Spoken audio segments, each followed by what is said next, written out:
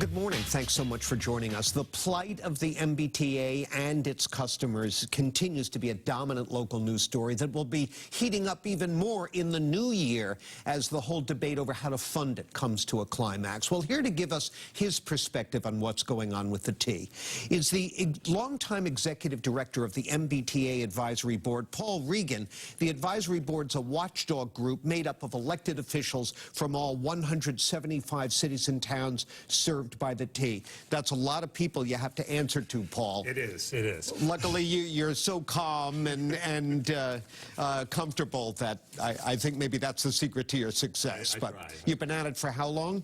Almost 20 years. Okay, so you're well qualified to give some perspective on how we got here. You know, a group of experts hired by the T Control Board after the Red Line derailment last June came out with a report last week that said, quote, safety is not a priority at the T. That the internal, I'm paraphrasing now, the internal culture is a mess, the whole thing is underfunded and mismanaged. How did we get here, and did any of that come as a surprise to you?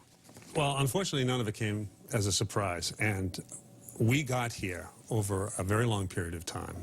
The MBTA, if you remember your history, has basically been lurching from crisis to crisis since a few years after forward funding. We had a few good years, 2001, 2002, 2003.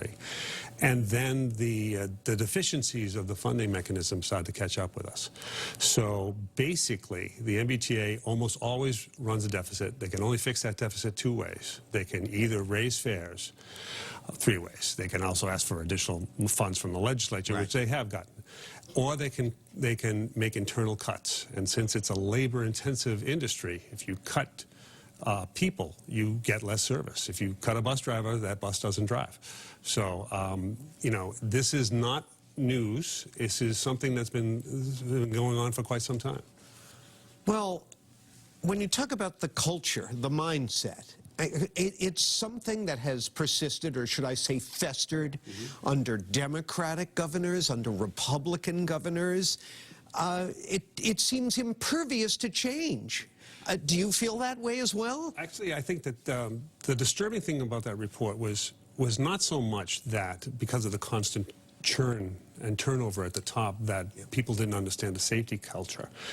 What I thought was disturbing was the fact that a lot of the rank and file members, the glue that holds the MBTA together in good times and in bad, has retired, has moved on, they've taken buyouts. So the workforce is a lot less experienced. So you see more accidents in a less experienced workforce. And they don't have a training program to make those new employees aware of the needs and the conditions for safe operations. They don't have a training program, a formal training program to teach new employees how to do their jobs. The lesson you learn from that report is that safety is a box that you check as opposed to a mindset that you bring to the work every day. They don't have overarching safety protocols to keep mostly the employees safe. The employees are the ones that are really at risk here. Now, if we don't understand why this is happening, I don't see how we can ever fix it. And I know, you know, people like yourself are reluctant to start pointing fingers. But let's be candid here and carve up the blame pie. Who gets how much? I think that when the MBTA continues to hire people who are not experienced transit managers, they're in for problems. One of the things that's in that report is that the panelists wanted to see experience marbled through the sort of executive class at the MBTA.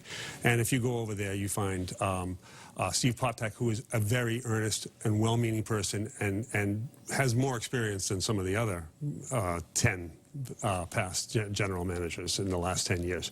But, you know, he's not surrounded by a staff that, by and large, comes from the industry and understands it.